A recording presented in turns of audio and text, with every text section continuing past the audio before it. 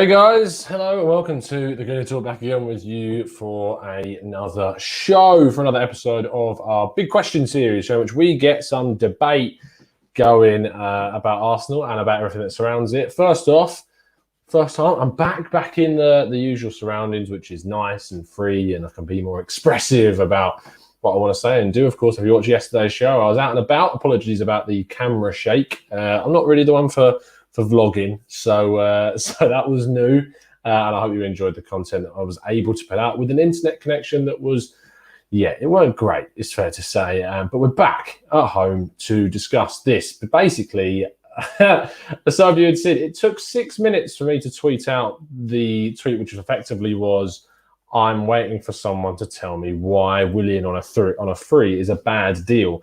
And within 6 minutes, we had 42 responses, which is clearly meaning that we've got a hell of a lot to talk about, it's probably fair to say. And I'm more than happy to do that. Of course, what I like to make sure that we have on the channel is to have an open discussion, for people to be open about things. When you go into these debates, the first thing that you need to think is that I'm going into this with my mind willing to be changed. That's the way that you need to approach it. And I know that that's hard because I struggle all the time to come up with a way of trying to think, am I wrong about this? But I've been wrong about plenty of things so far this season. I've changed my mind on a lot of things too. So let's go into this with an open mind and talk through why maybe Willian could be a really good deal for us. And of course, we will get into your comments in the chat box as well. Christopher Fung says, no car drive-by scares that. No, if you watched yesterday's vlog, you will know why that there were some car drive-by scares. Afternoon, Mr. J. Thank you ever so much. I'm still buzzing too, mate. I can't wait for the show tonight. 8:30 p.m.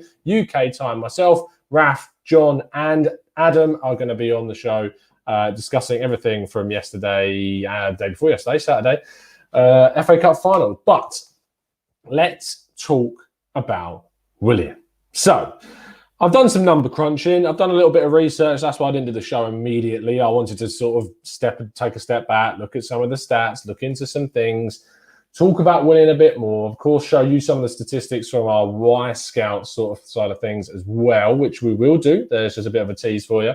We will come on to those stats in just a second. But first of all, the positives, and then look at some of the negatives. So in the chat box, even if you think Willian is a bad deal for Arsenal, what I'd like you to do is think of one positive thing, throw it into the chat box. What is a positive of the Willian deal were it to happen? Throw them into the chat box and we'll read plenty of those out, and then we'll come on to the negatives. We'll get onto that side as well. My first one is obviously that it's a free transfer. Free transfer, as Josh from ABW pointed out. Of course, signing on fees, wages, that comes into it, I know, but there would be no fee. He would be signing on a Bosman as it's described. And for me, in a situation that Arsenal finds ourselves in, which is a COVID situation of financial restrictions, still inflated transfer fees. You're seeing the likes of Jadon Sancho being linked with a moves away for over 100 million euros. These big deals are still not going away, even in this really sort of strange situation that we have. So let's go in terms of the free stuff. Just for me, I think as a free deal, it's just for someone that's playing Premier League level, has done for lots and lots of years. Transition would be barely anything. He's settled in London already, so you've not got to worry about that. He's coming into another top Premier League side. Transitions beautifully. I don't see any issues there, and for a free deal for that, I think that's a really big positive. So let's get some of your positives from the chat box. Rydog says Willian can transport the ball. Matt Gray says help our youngsters to develop. King of Anglia, says positives that he's free, and that's the end of it. Carl Helberg says Premier League, UCL, big game experience. Owen Martin says he adds to the Afro gang, of course, with David Luiz and Gendouzi, depending on how long the guy's going to be here. Leadership, Marston's asking if he has. Great to see you too, Das. Chelsea fans want him gone, supposedly says Rydog. I'm not sure that that's the case. Yonit Max says great set piece taker. Definitely agree with that. He can take a hell of a free kick. And we've actually got quite a few of those emerging at the club. UTG49, become a new member. Thank you so much, UTG. You've joined an absolutely fantastic gang of guys and gals that want to support the channel, and we really appreciate everything. Enjoy your exclusive content and chat box badges too. MK says it's never free, Tom. Always has a signing on bonus. Yeah, of course. There is going to be caveats to that. We know that. Tom Hardy says better cover in wide areas from the likes of Nelson, etc. So what I've written down, done my research, goes basically along the lines of it's free. We've talked about that. Squad depth. Squad depth is going to be really key next season. Arsenal are in a situation where if you looked at the bench for the FA Cup final, our most attacking options on there were Nketiah, Nelson, and Bukayo Saka. Now, these guys, whilst have a lot of potential, and Saka at the moment is already outputting a lot, like there's not a lot of experience.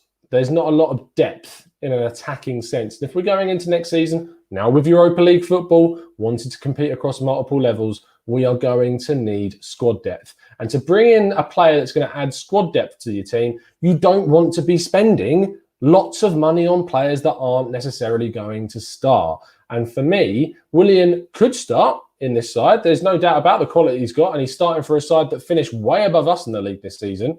There's no doubt in my mind that this guy could be starting games for Arsenal next season. But the fact that he'd be coming in as someone that could provide depth, provide cover, if players get injured, if players go off the boil. I don't know if there's African Cup of Nations that we've got to worry about. I don't think so.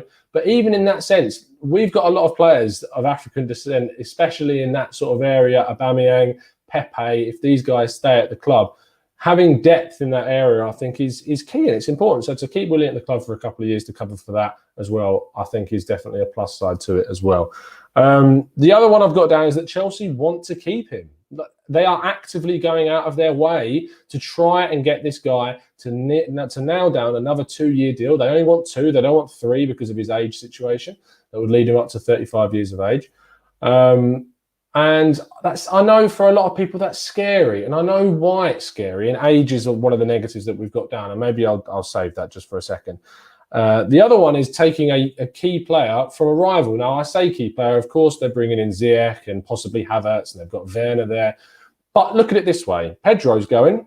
Pulisic could be out for an exceptionally long time. You could be in a situation where you could take Willian from Chelsea.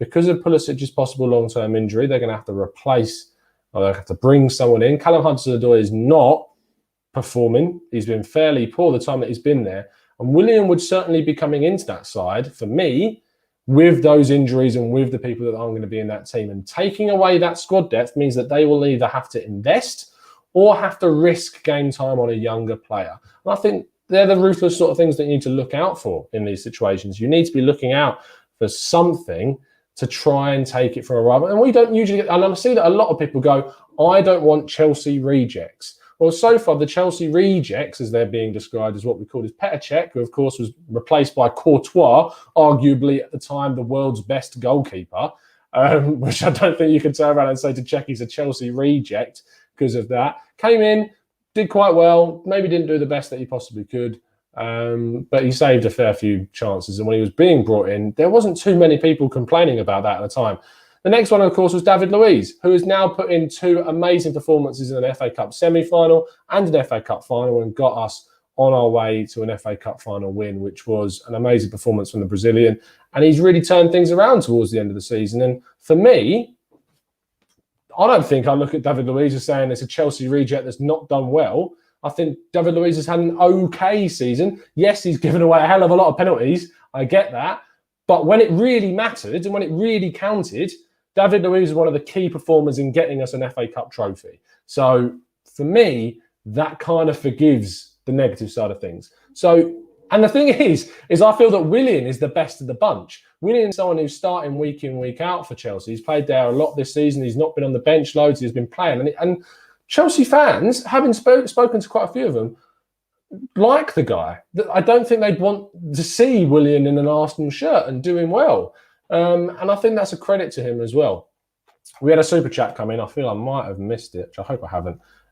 There we go. Nico F says, rebuilding a team needing balance and experience. Plus, we need a stop ball specialist. A stop ball specialist, you know what I mean, set piece specialist with experience in Europe. Big love from Switzerland, Tom. Thank you, Nico. Much appreciated. And I agree with your points. I think he adds balance. I think he adds experience. And the next thing is that if you look at the positive of his age, let's try and look at his age in a positive sense, which which I know is hard sometimes. And believe me, players do not tail off quite like they do in your FIFA games. They don't tail off quite in that way. I get that when you're playing pro clubs or whatever, or when you're playing career mode, and your pro starts to tail off when he gets into his 30s. That doesn't necessarily mean it happens to every player in real life. It doesn't. There's a lot of players that go on to play exceptionally well into their 30s, and there's no reason to say that Willian couldn't do that, because he's been doing it up to 32 so far absolutely flawlessly. So I don't think that's an argument that comes into it. But if you look at age as a positive, say Arsenal went out and they signed a younger, mid-20s, late 20s winger for, say, 30, 40, 50 million quid, well, that guy's going to be at the club for another 5, possibly longer years. And then you're looking at, well, how does that give the opportunities for Nelson, for Martinelli, for Saka to develop? How does that enable them? Well, it doesn't, does it? Because you've got someone who's going to be playing week in and week out in that position. You sign Willian. He's not someone that necessarily is a straight-on starter, but he's not cost you anything in terms of like a fee to pay to the other club. He's not cost you anything that other players would do. And he's of an age where the young guys are still going to get solid minutes. They're also going to be able to get experience from this guy and learn from this guy. If you sign a big, wide, expensive player, it does have a detrimental impact on the growth and development of those younger guys. It's the same thing with the Aubameyang contract situation. I'd much rather see us go out and sign Aubameyang to a new deal, because it means the likes of Martinelli and Nketiah that have a likelihood of future births in that central striking role have got, say, 3 years to develop before Aubameyang finally moves on. And I think all of those positives conglomerate themselves into a really strong case for the Brazilian. So that's where my head's at on that one. Jim Howson says, some say old, some say experienced. Now, for me, I would be a hypocrite if I didn't point out the fact that I think the term experience is one of the most overrated terms in football. It is, because I'm sorry, if you look at David Luiz at the other side, he's a very experienced centre-back, but that doesn't mean that he's not made a hell of a lot of mistakes this season. And you need to use the word experience in moderation. Experience is good in certain situations, and probably one of the biggest reasons why David Luiz was able to play so well in both of the last 2 FA Cup games. But it is overrated in the sense that experienced players can still make big mistakes. But I've not seen too many from Willian. Now, let's go on to the flip side. Let's get some of your thoughts and comments in the chat that would tell me what the negatives are. Let's discuss that negative side. So in the chat box, let's get one of those in the chat box as much as possible. Rydog says, the wage matters to me. Okay, let's talk about the wages, because at the moment at Chelsea, Willian is on about £120,000 per week. Having done and looked through as many websites as feasibly possible, it's looking like the general consensus is on around £120,000 per week. I thought it was a lot more than that personally, but that's what it looks like that he's on. He's on about, and I'm seeing it, age, high wage, he plays for Chelsea, playing for a contract, no sell-on value, a lot of things about money. I get that. Now, Arsenal's financial situation is notably quite poor. It's notably, there's no way of putting it any other differently. It is quite poor. The situation is, though, that with the Europa League, we've got some more financial backing. And also, what we might see is that we might see some players leave. And now what I've done is I've compiled a list of players that we could see leave, ones that seem dead certs to go, and others that have a bit of a question mark about them. If Kolasinac was to leave, we save £100,000 on our books. If Socrates was to leave, which is, he says he wants to stay, but I don't think, if the club are able to move him on, they will. £92,000 a week, that would save us for Socrates. Torreira, £75,000 a week. Torreira is someone that could not only give us extra wage balance, but someone that could give us a significant transfer fee were we to sell him. And he doesn't look to be in favour under Mikel Arteta. Guendouzi looks a dead cert to not be at Arsenal next season at this stage. £40,000 per week being saved from that. Mkhitaryan going is saving us nearly £200,000 per week by Mkhitaryan leaving and, going off to Roma. We don't know how the sort of intricacies of who's paying what, but at the end of this year, he'll be gone completely, 200 grand a week, saved. Utterly done. Mohamed El Neni, if he was to be sold and lost, we would save around £50,000 per week on Mohamed El Neni. Then I've gone into some of the more questionable players, the more questionable ones. Mesut Ozil. If by some miracle we are able to move on Mesut Ozil this season, it would save us a grand total of £350,000 per week. Now, my money is that not happening this season, and we will have to wait for the final year of his deal to finally run out. If by some miracle we pay off some of that contract, which is being touted around, and actually, if you look in the long term, giving him, say, half of his salary and a one-off bonus does genuinely save us quite a decent fee on his wages. So that's something that's being touted. Hector Bellerin, someone that's also been touted and linked with moves away, would sell us £110,000 a week. Bernd Leno, and that sounds a bit strange, but the way that Emi Martinez has grown and utterly just surpassed all expectations, there's links with Bernd Leno possibly seeking assurances about first-team football. If he's not given that, he might want to move away. It's a Euros competition this year. It's very likely that Manuel Neuer or Marc-Andre ter Stegen would be the guys that we've started. I don't know why I pronounced that in a Spanish accent as a solid German, but Marc-Andre ter Stegen.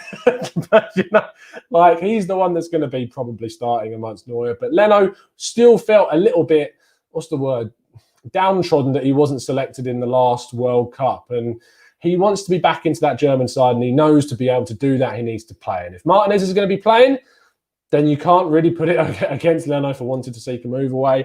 And that would save around £100,000 per week as well on his wages were he to move on. Rob Holding, if he was to be sold, £25,000 per week. Callum Chambers, I know he's injured at the moment, but we've seen players move on even though they're injured. You look at Cedric, for example, Kim Kallstrom. Players still do move on when, of course, they are still at that time injured. And he would save us around £50,000 per week were he to be moved on. Ainsley Maitland-Niles, I don't want to see him go, but there has been links with him moving away, and that would save us £35,000 per week. And all of those players amount to a lot of wages. Now, £120,000 per week for Willian right now, which could rise to 150 max. I can't see how you would be paying a 32-year-old a lot more than 30,000 more than what he's currently earning at Chelsea. I can't see it. I can't see it whatsoever. And if he wants a 3-year deal and he wants to stay in London, he will have to be a little bit more lenient with the discussions around his wage. And so when you think about the players that could be moved on, I mean, 307 grand a week is saved from Kolasinac, Sokratis, Torreira and Guendouzi moving on. And that's nearly just over a third of that would go on Willian. Now, if you look at the other players that we're being linked to, for example, you look at Saliba coming in. Saliba's coming in on a weekly wage, supposedly around £40,000 per week. Thomas Partey is currently playing at £65,000 per week at Atletico. Notably, players in Spain, other than Real Madrid, of course, and Barcelona, aren't earning as much. And Thomas Partey is on £65,000 per week. If he was to come in, I'd imagine it would go and eclipse that quite significantly and probably would go over the £100,000 a week sort of figure. Anyone else below that, you're looking at probably a cheaper wage for someone of that position, because I can't see us bringing in anyone of a higher notoriety than Thomas Partey in that centre midfield row. Diego Carlos, who is a centre-back that we'll be doing a tactical breakdown show on tomorrow, he's on a wage of around £50,000 per week. And if he was to come into Arsenal, you'd imagine that would probably double. So again, around £100,000 per week. You look at Gabriel, who's at Lille, of course. He's actually on under £10,000 per week at Lille. French and Liga players other than PSG do not earn that much. And Gabriel would be getting a significant pay rise was he to move on to a big club like Arsenal. And you'd imagine that would be around £50,000 per week, around that figure. That's a considerable step up from less than £10,000 per week that he's currently on. And then Coutinho is obviously going to be brought up. He's on about £200,000 per week. I think it would be silly to bring in Coutinho and Willian, knowing that that would cost you about the same as what Mesut Ozil is currently costing you at Arsenal. I think that would be a waste of wages. For me, it's either one of Coutinho or Willian. I think that Willian's a smarter option because he doesn't cost anything. Whereas for Coutinho, you're going to have to be looking at a significant fee, a significant signing on fee, significant wages, significant agent fees. And of course, he's under contract at Barcelona, which means that we're going to have to give them something, be it a player or be it some cash. So for me, if you're looking at those two as possible options, Willian is just a no-brainer in terms of those two. And you think about the age of Coutinho, that would definitely stunt the growth of some of the young guys. Emile Smith-Rowe, for instance, Joe Willock possibly, those players would. Now, I'm not saying that Joe Willock is going to be the next Philippe Coutinho. I'm not saying that whatsoever. What I'm saying is, if I was going to see someone come into the club that was going to stunt the development of someone like Joe Willock, I'd want it to be someone that was a lot younger, someone that's already in top hot form, not someone that we would have to refresh and revive like Philippe Coutinho. That's where my head's at on that situation. So let's get some more thoughts and comments in the chat box. Cole Halberg, one of our fantastic members, says, I think conversations around our finances are a little pointless. None of us have a concrete understanding of what the club is capable of and or prepared to pay for their transfer target. Completely correct, Carl, but it doesn't stop us talking about it, does it? And Jared agrees with him. Let's get some more comments. Rydog says, how can one stunt the growth and one can't? It makes zero sense. I'll tell you how one does and one doesn't. It's because if you sign, say, a Coutinho who's in his late 20s, he's going to be at the club for a considerable longer amount of time if he was to sign a new contract than, say, a Willian who's already 32, that when he gets to 33, 34, he's not going to be playing week in, week out. Coutinho is going to be expecting to be playing week in, week out every single game.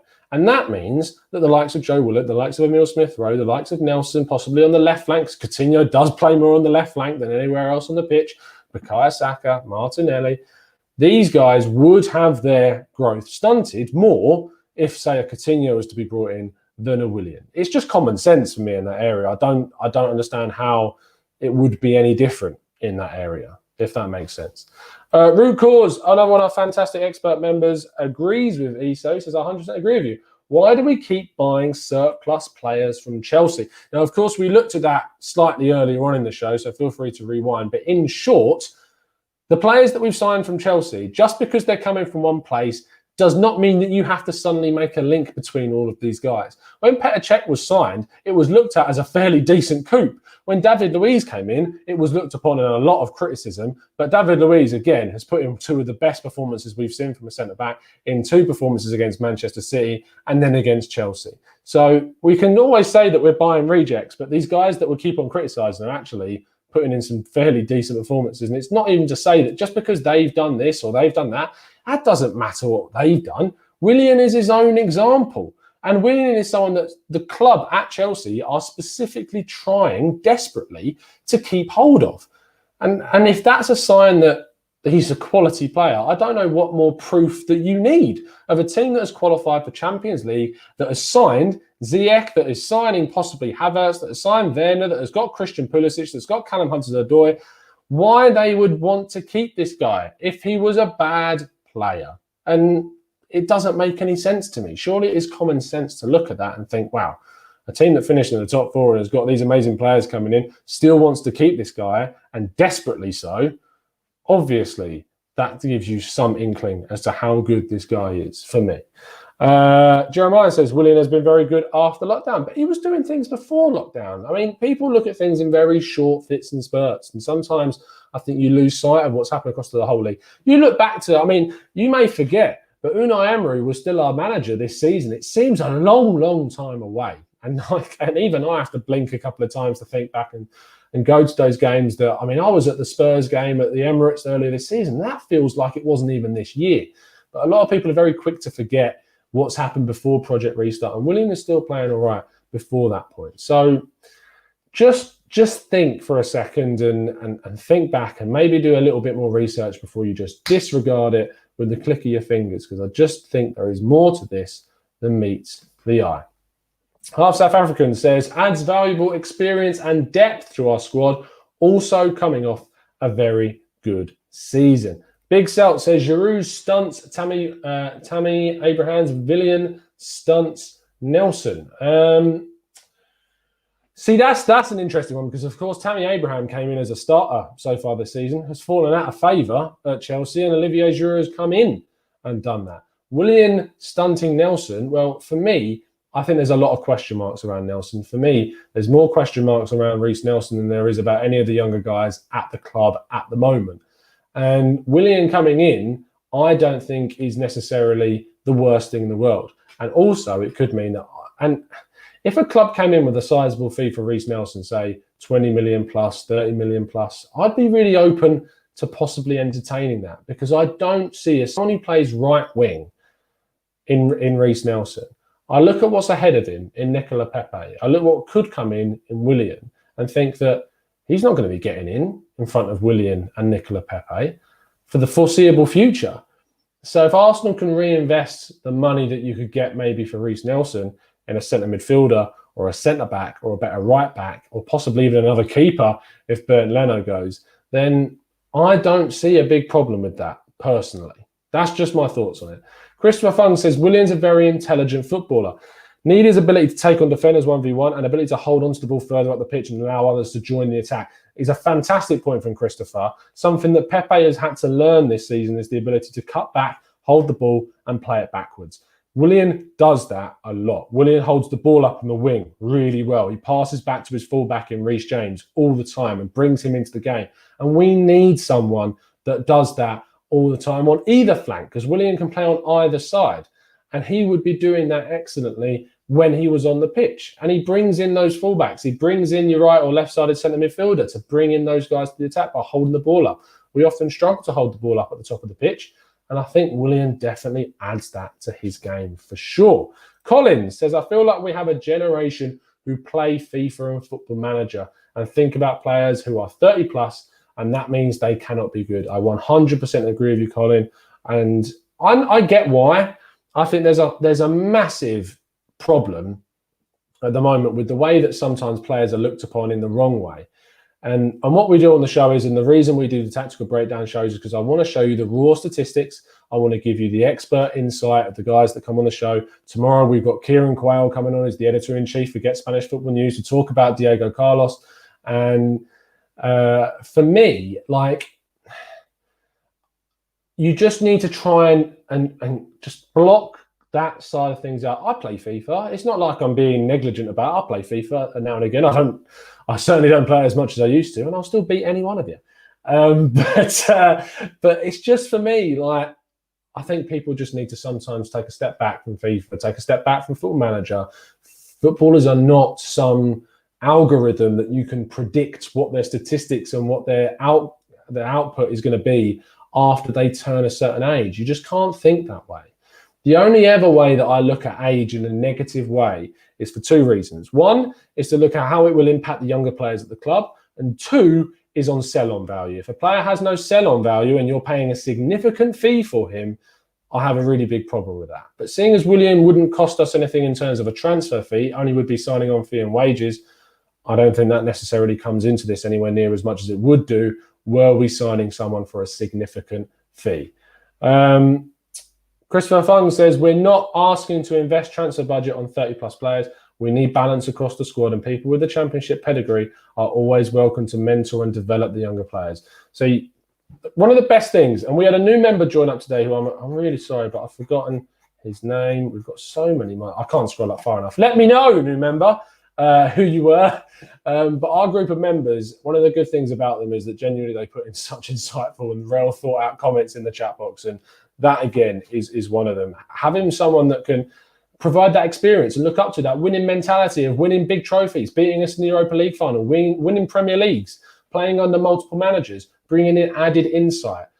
And again, something that I've not said so far on this show is that if Willian does come in, he would have come in with Arteta's blessing, because Arteta is not going to want, and you can tell from his demeanour, he's not going to stand for the club bringing in players that he doesn't want. Not just bringing in players because Kia is mates with Raul Sanllehi, but Arteta is going to want to make sure that the players that come into the team are players that he wants. And be it from me to turn around and defer to the man that's just won an FA Cup in his first 6 months at his first club. If he wants to bring in Willian, I'll back the guy. Alternatively, there are players that I don't want to see at the club personally because of the impact that I think they will have. Philippe Coutinho, I've gone on record so many times to say I've got a lot of issues with Philippe Coutinho coming in. However, if Coutinho is brought into the club, I'm going to be like, fair play. Let's get behind the guy. Go get your shirt of Coutinho on the back. Let's watch him absolutely smash up the Premier League if he was to come in. Because that's what I'd want to happen. I'm not going to be some salty person that doesn't get what they want, be it with Arteta coming in, be it with Coutinho coming in, be it with whoever. And if they start doing well, I'm going to go, oh, well, he did this wrong, he was doing that wrong. He's not my player. Well, I'm not going to act like that because I'm not a petulant child. So you need to be on the side of it that if someone comes in that you specifically didn't want at the club, it doesn't mean that you don't therefore support them. If they put on that red and white shirt, you back them until they die. And it's as simple and as plain as that. Just because you didn't necessarily want someone to be at the club doesn't necessarily mean you don't support them when they pull on that red and white shirt. That's what being a fan is about. You support your team and you back them with everything that you've got. Nico says, let's leave the finances to them. Fantastic stuff. That's the thing, is that one of the biggest things, and it sounds like a hypocritical statement by saying it's not our money. It isn't our money. I worry about money a lot. Ever since getting a mortgage, I start worrying about money. Even before that, being at university, being on that sort of constant stream of every term you're getting the money. Where is this going to go? How am I going to afford my weekly pizza? Like, you start worrying about money. And I know that in terms of being a football fan, that happens and that comes through as well. But you have to try and think, is Arteta going to allow a player to come into the club if he doesn't think it's what's best for the overall picture? I have full faith in this guy to do and make the right decisions.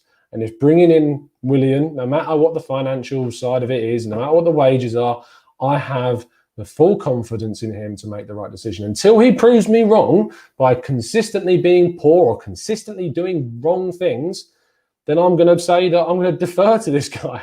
That's the thing with Unai Emery, is that you could see mistakes being made. You could see the impact on the mental fragility of the players and the disconnect between the players and the fans and the coach. And that's why I felt I was completely in my rights to disagree and to criticise. But at this point in time under Arteta, he's not done that much wrong at all. And so that's why I will personally defer to him into making the right decision. But that's just me.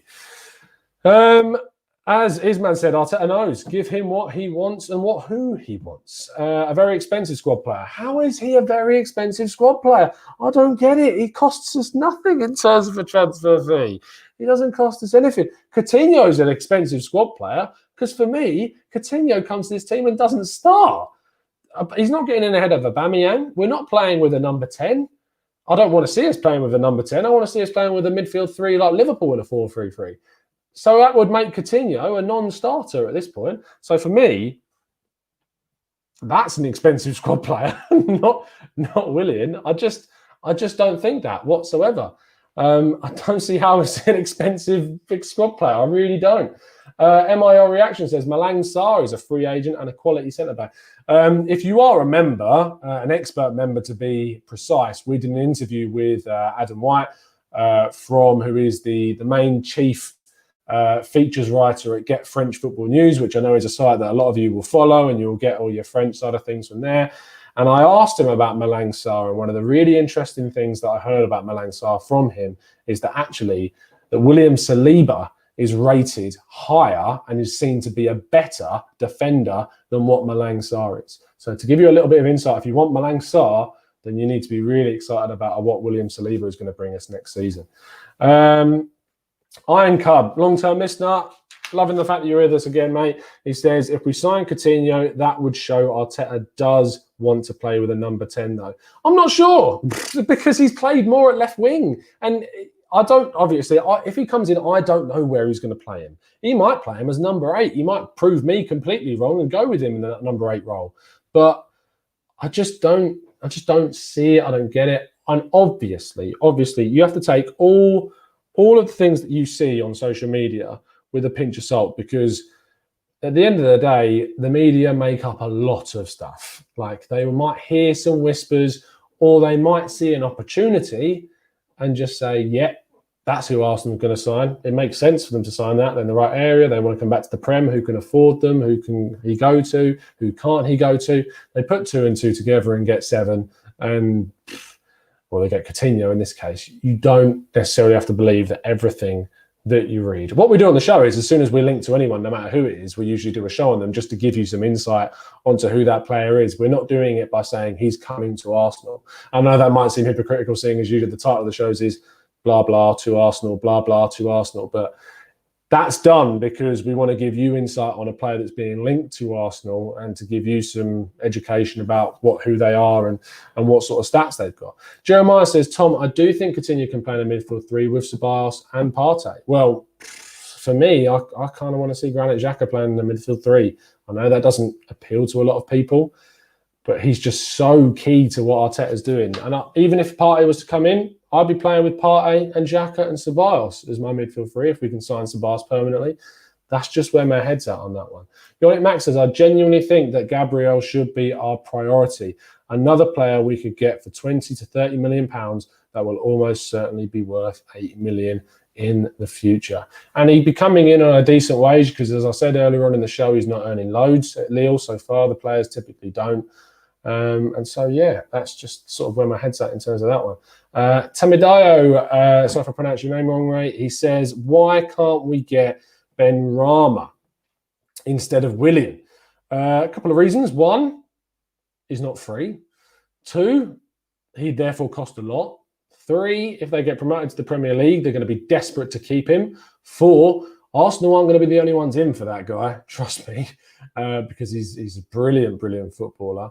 And that's about it. That's why I think that we would go for Willian over Ben Rama personally. Would I rather us get Ben Rama? 100%. But obviously that would depend on what other transfers would or wouldn't happen at the club.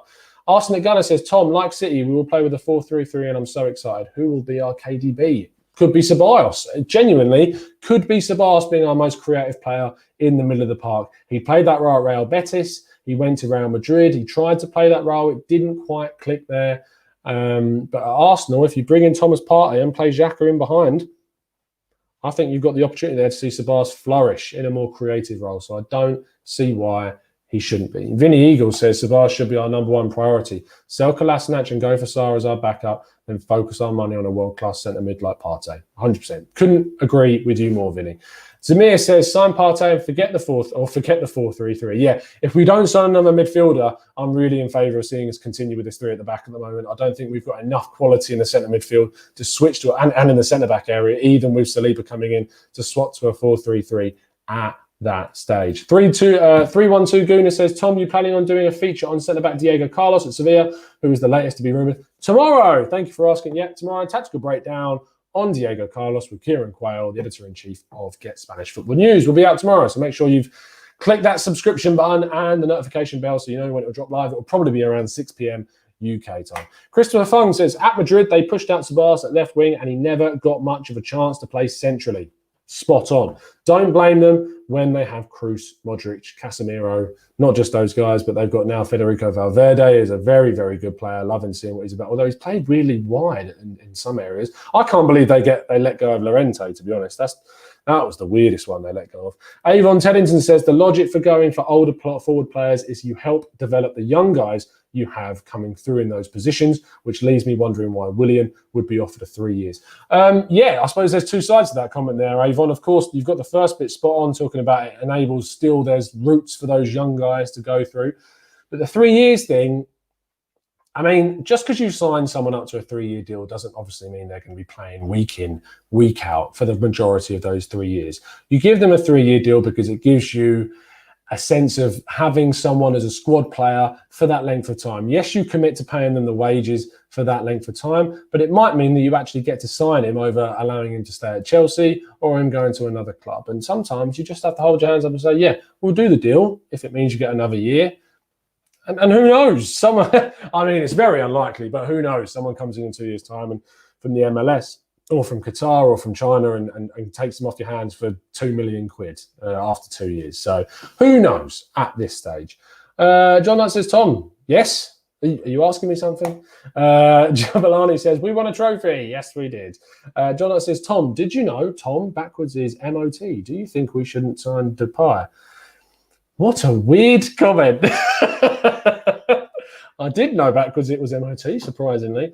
And do you think we shouldn't Depay? I mean, do you think we should sign Depay? I mean, if about Alba and Laka are staying, then no. If Laka's going, then yes, that's where I'd be at with that one. Jay DeBier says, Tom, what do you think about doing the Juventus model?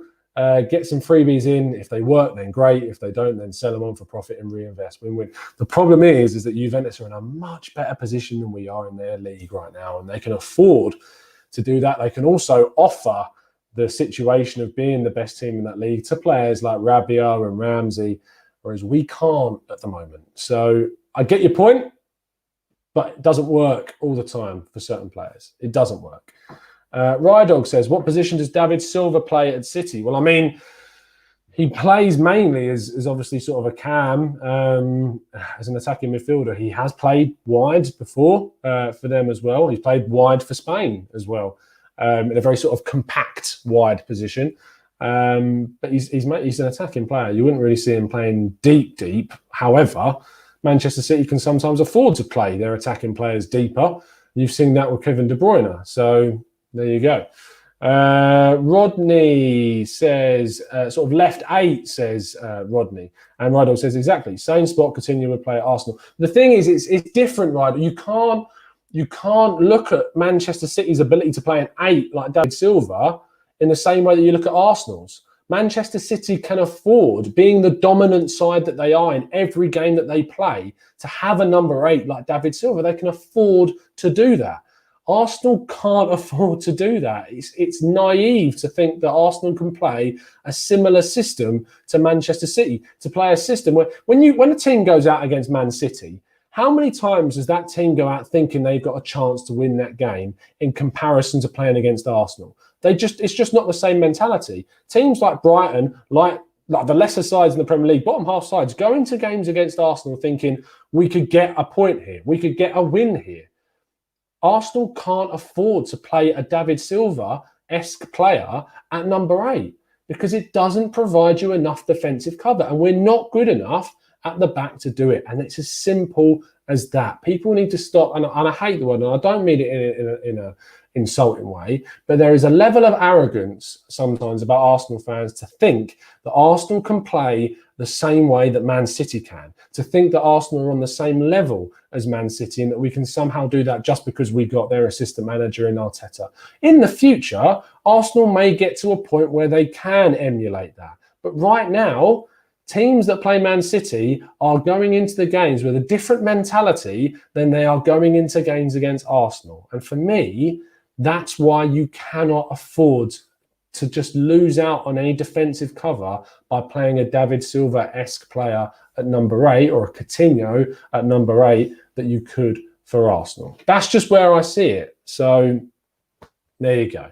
I think that's probably a good place to finish things off. I've been going for 42 minutes. I thought this was only going to be a 20-minute show, but there you go. We love a ramble sometimes on the show. Thank you so much for tuning in. This isn't your only show of the day. 8:30 p.m. tonight, we're joined by John and Adam and Raf to talk about our amazing FA Cup final victory over Chelsea in the TGT podcast. So please make sure you tune in a little bit later on with us, 8:30 p.m. UK time. Tomorrow, 2 shows for you. Last real chat, mainstream-wise, about the FA Cup final.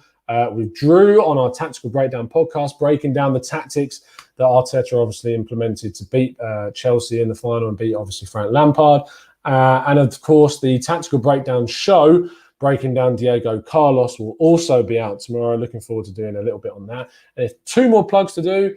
Website, link is in the description. Please do go check out some of the amazing articles that are going on there. Drew did a really fantastic article after the FA Cup final where he got a lot of reaction from some of you guys, and some of your thoughts went into that article. And it was amazing to see some of the stuff that you guys were saying. So thank you everyone that contributed to that. There's a link to the website in the description. Please do go check it out. And also I did an article looking about the fallout, looking at some of the key figures of the season at the end of Arteta's reign, so you can check that one out. There's loads of other stuff on there. We've got a guest piece coming out soon next week, which I'm really looking forward from Mike McDonald, which I'm really looking at, and also some other things. David Luiz is going to be the next focus of Owen Young's biographical series, so I'm really looking forward to getting that out to you as well.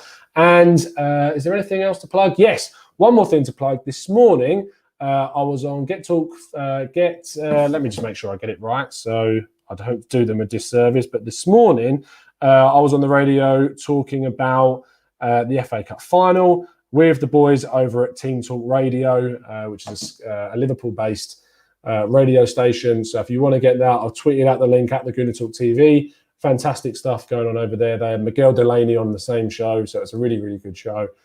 So go check that one out. But lastly, thank you to all of you in the chat box today. You've been awesome, as you always have, supporting the channel every single time we come on to do a show. Fantastic debate from everyone. It's always calm. It's always measured and thought through and respectful. And I love that about our chat box. Easily the best chat box on the whole of the Arsenal social media side of things. So thank you ever so much for tuning in. We'll see you at 8:30 tonight with Raf and with John and with Adam as we break down Arsenal's majestic FA Cup victory. See you soon. And as always, up the Arsenal.